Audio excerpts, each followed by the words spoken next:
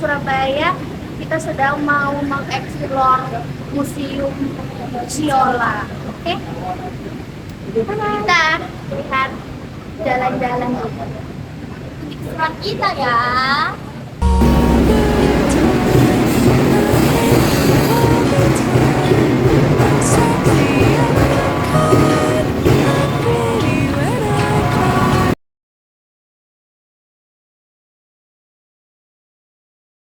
Halo guys, sekarang kita sudah ada di dalam Museum Siola. Ini yang pertama, kita disambut dengan adanya ukiran-ukiran. Di sini ada kayak rumah adat gitu, terus pakaian-pakaian dan juga pahlawan. Kita lanjut, lalu kita masuk ke Surabaya pada masa pra-kolonial. Jadi guys, di room pertama setelah melewati ukiran, terdapat penjelasan dan beberapa peninggalan pada masa Surabaya pra-kolonial Belanda. Dalam room pertama ini, tertulis apa yang terjadi di Surabaya pada masa tersebut, dari abad 10 hingga abad 16. Di sini juga tertulis asal mula Surabaya serta jatuhnya Surabaya ke tangan VOC.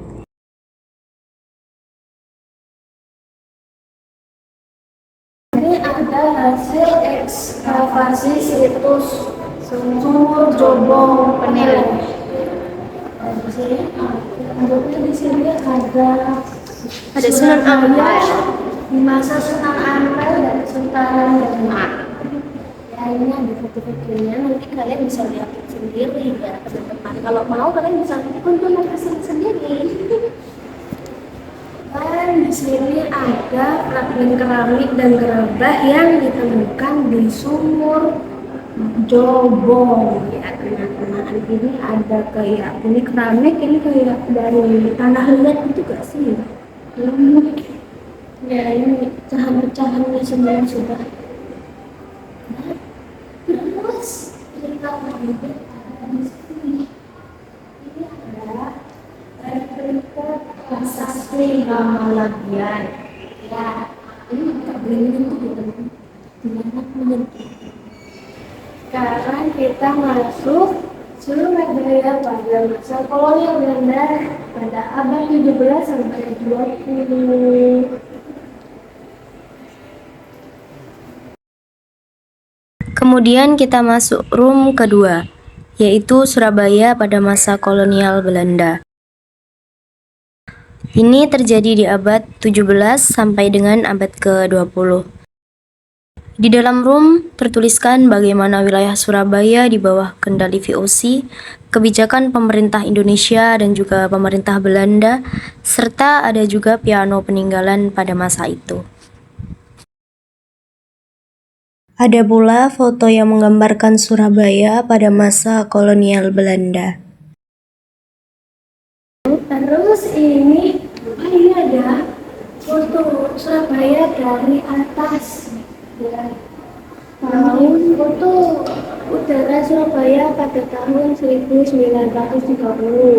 Ini di mana nggak tahu ya teman, ini bahasanya agak sulit untuk diucapkan. Ada petanya juga ya teman-teman. Petanya, wah petanya besar sekali.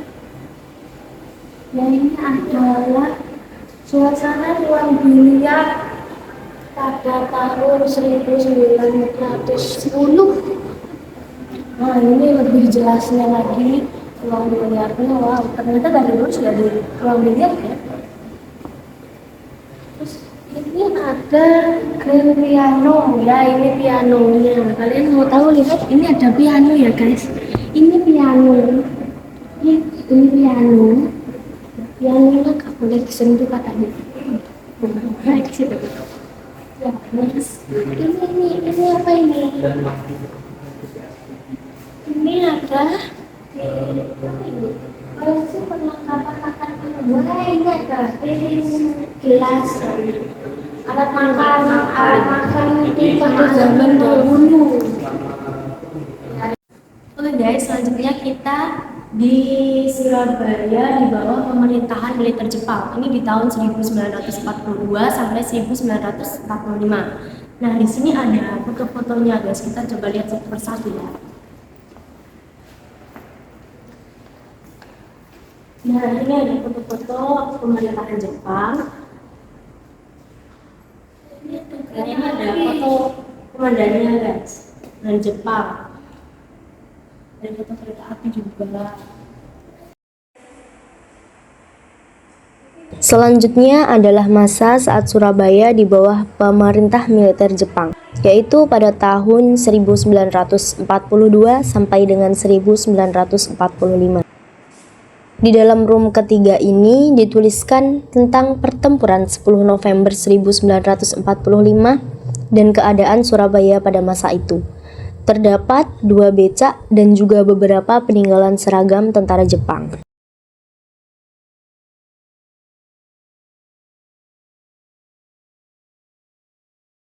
Perayaan ulang tahun pertama Kaisar Jepang lagi. Pertama kali Kaisar Jepang langsung dirayakan ulang tahunnya. Wow, keren banget. Terus Next guys, kita di seragam-seragam. Nah, ini seragam Jepang dahulu. yang pertama, Ya, namanya itu seragam Tokubetsu Kei Satsutai dari Jepang. ya ini yang pertama. Ini yang Kedua kedua, adalah hijau. Ini namanya seragam aparatur sipil Jepang.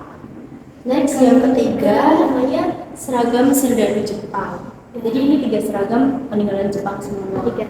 selanjutnya ini nomor 4. Surabaya pada masa proklamasi. Kita lanjut untuk pembahasannya guys.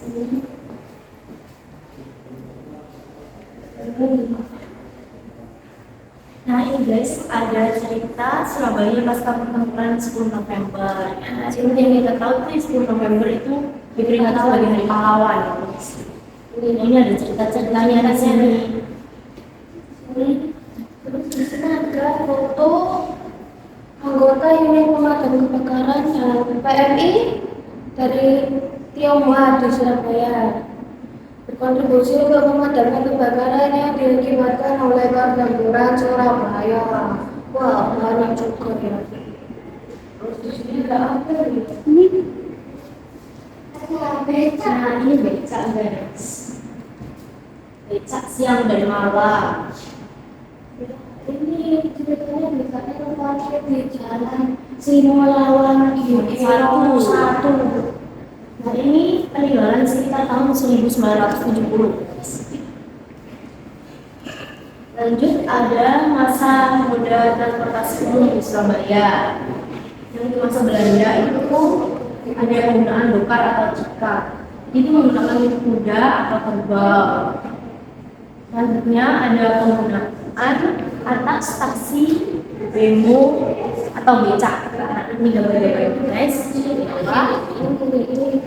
bemonya Ya, becaknya. kelihatan nggak sih? Oh jangan, ini anak atas. Terus nomor ini bemo, ini autobus. Masuk ke masa Jepang. Nah, di masa Jepang itu becak menjadi Transportasi di masa penjajahan Jepang. Ini gambar-gambar. Terus ada yang dimodifikasi juga seperti ini. Di masa pasca kemerdekaan ini ada helicak, ini namanya helicak ya, kayak helikopter tapi becak. Oh iya, becak. Terus ini ada bemo, dan yang ke-9 ini namanya ambulan ya. Oke guys, selesai sudah perjalanan kita melihat isi dari museum-museum ini. Ya, terima kasih dan semoga bermanfaat ini video. Semoga terhibur atas kelakuan dari kami ini. Oke guys, bye bye. Thank you.